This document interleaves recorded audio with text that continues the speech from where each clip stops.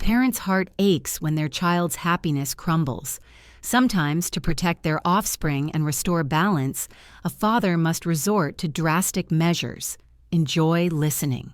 The July air, thick and still like congealed syrup, barely seeped through the crack of the slightly ajar window, carrying with it the city's din and the faint scent of heated asphalt.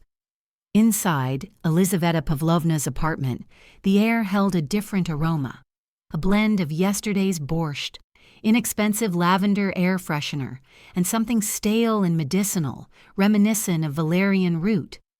This third, most pervasive scent was the soul of the home, its unseen master.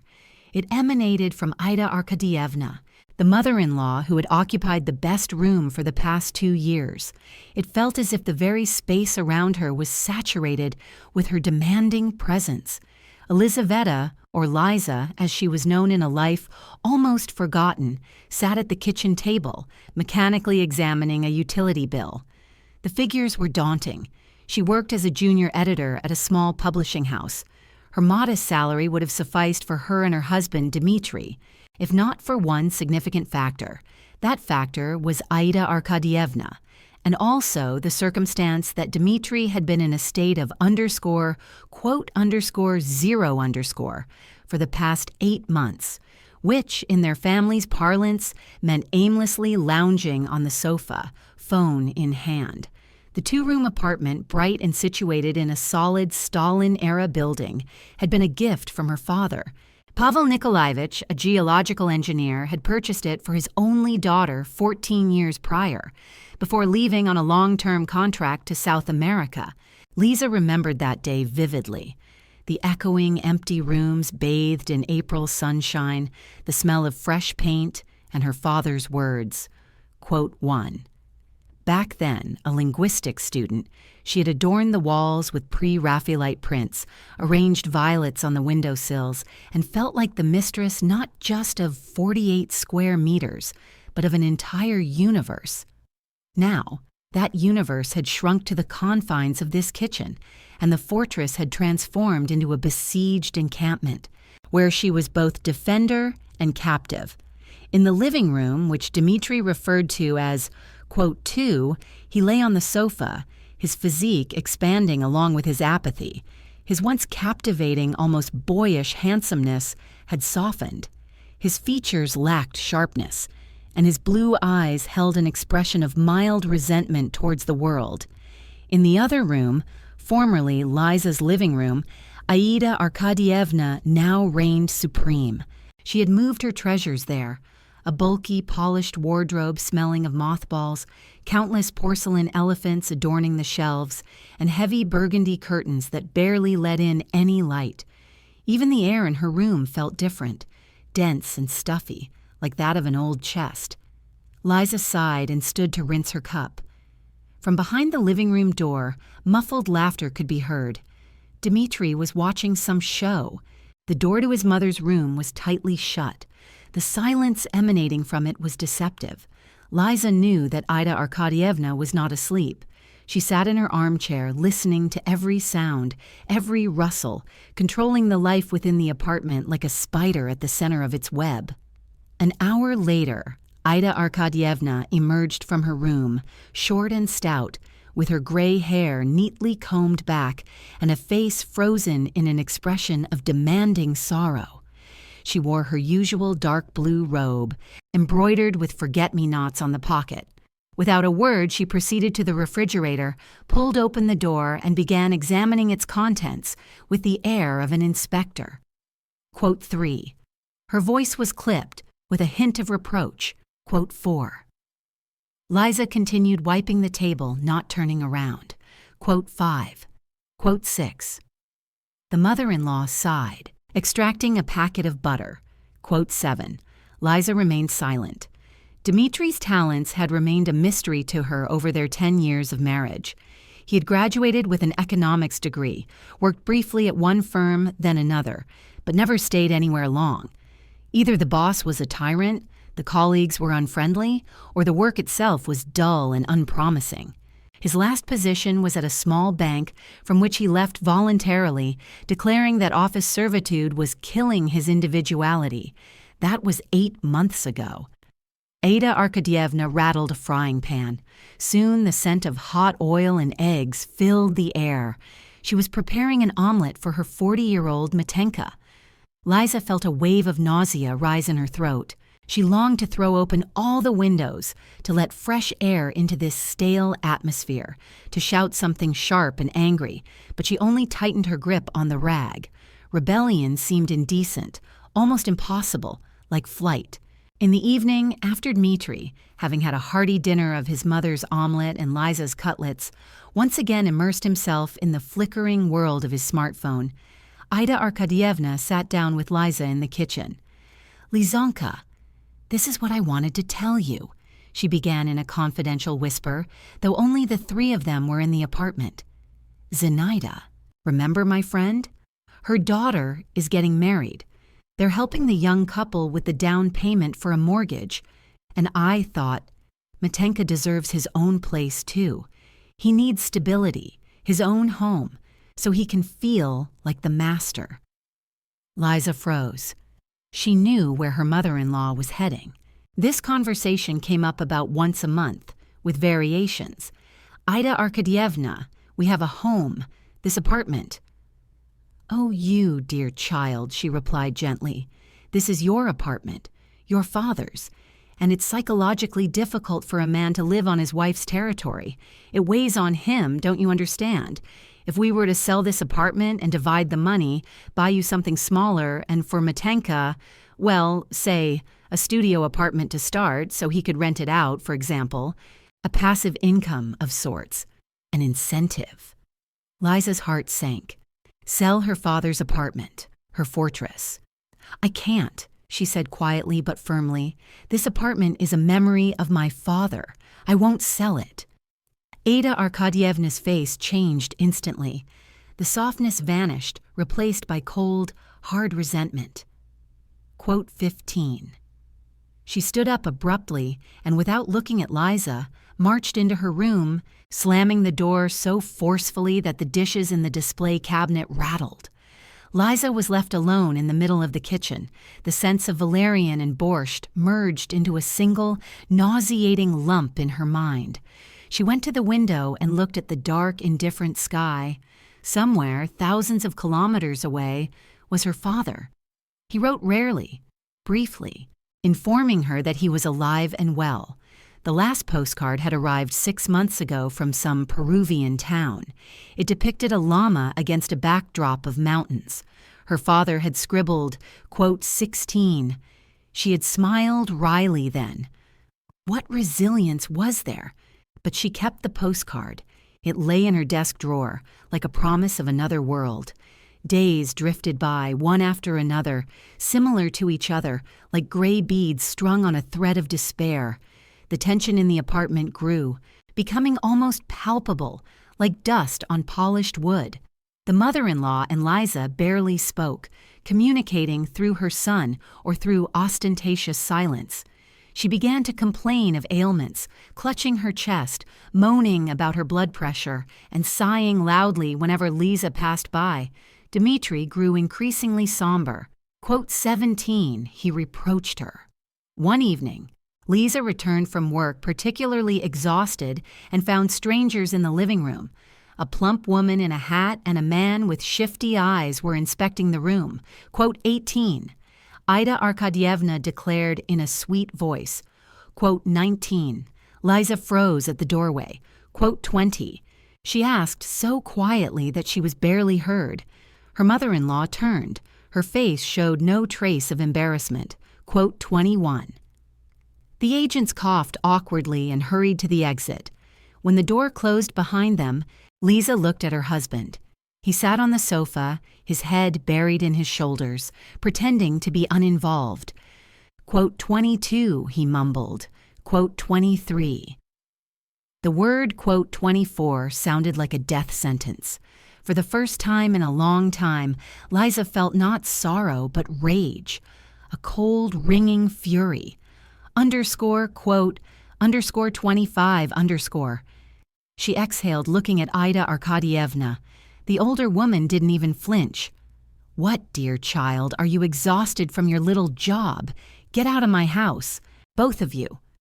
Dmitri leaped from the sofa. "Liza, are you out of your mind? This is my mother. You can't do that." "I can. This is my house, mine, and you've turned it into a tomb. You live at my expense, eat my food, and behind my back, you're trying to sell the only thing I have." This was the first open battle in all these years. Ida Arkadievna, realizing that gentleness wouldn't work, launched her counterattack. Quote, "29, she hissed. Quote, 30. Dmitri flitted between his wife and mother, bewildered and pathetic. Quote, 31. But they were unstoppable. All the accumulated resentment of years spilled out. Accusations, reproaches, insults. To her surprise, Liza didn't cry. She felt a strange, terrible sense of liberation, as if a festering wound that had long ached had finally burst. It all ended with Aida Arkadievna feigning a heart attack, and with her son's help, retreating to her room, from which sounds of lamentation and moaning could be heard for a long time. Liza lay awake that night, next to her husband who had turned to face the wall, listening to the hostile silence. She realized she had lost. She could have kicked them out, but now, after that scene, she knew she wouldn't have the courage. They were family, no matter how terrifying that sounded.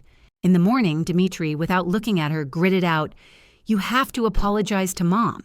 And Liza apologized, not because she felt guilty, but because she was tired. She entered her mother-in-law's room, where the older woman lay propped up on pillows with a compress on her forehead, and mumbled that she had been wrong. She had lost her temper. Ida Arkadievna graciously accepted the apology, but looked at Liza with the triumph of a victor.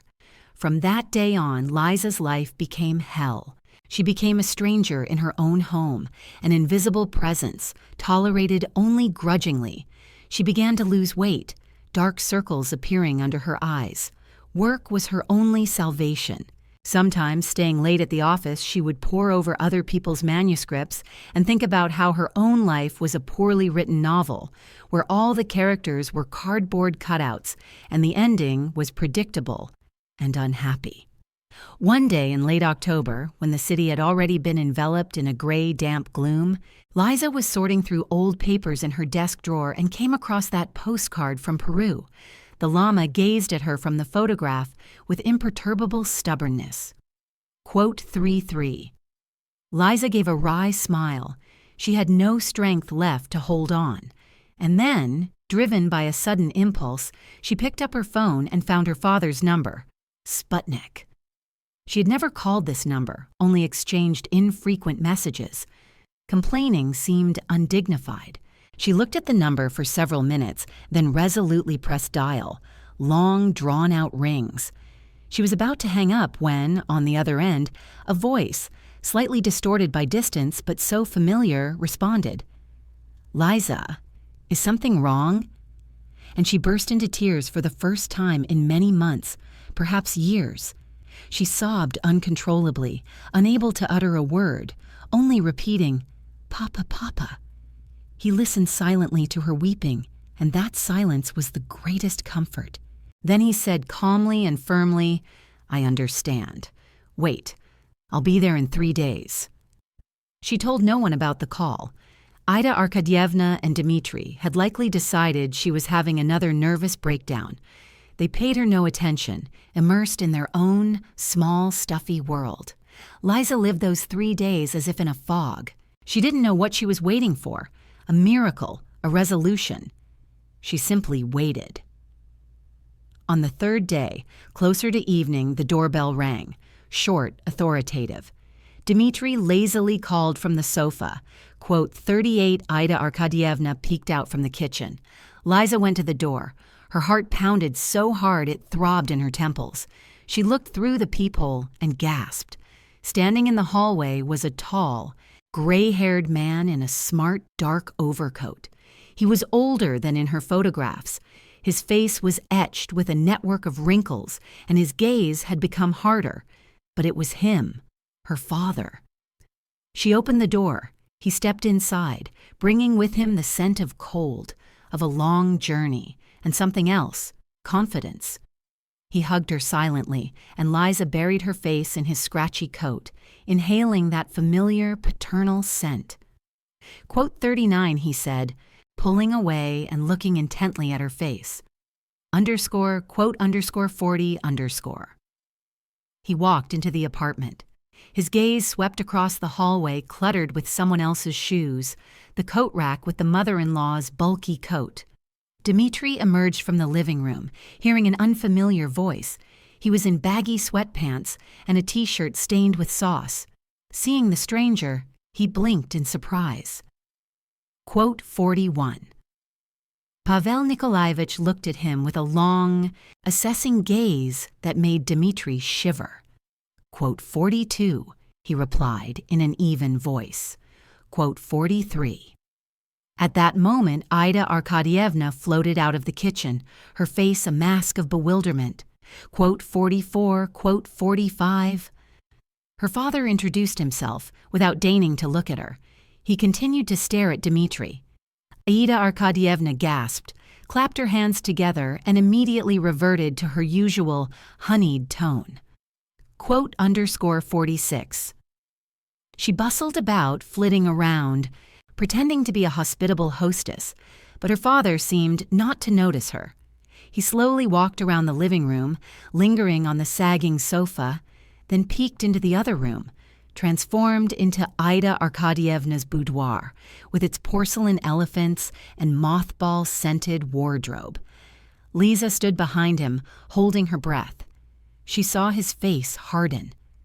He returned to the living room, where Dmitri was still shuffling his feet in bewilderment. Her father stopped in front of his son-in-law. The silence became so thick it felt tangible. "So, your role in this house is to exist and sleep?" he asked. Dmitri stammered something inarticulate and pathetic about temporary difficulties, about searching for himself. But his father wasn't listening. Ida Arkadyevna rushed to his defense. Pavel Nikolaevich did not argue. He turned to Liza and asked, just as quietly and calmly. Liza looked him in the eyes and, gathering all her remaining strength, nodded. She simply nodded. That was enough.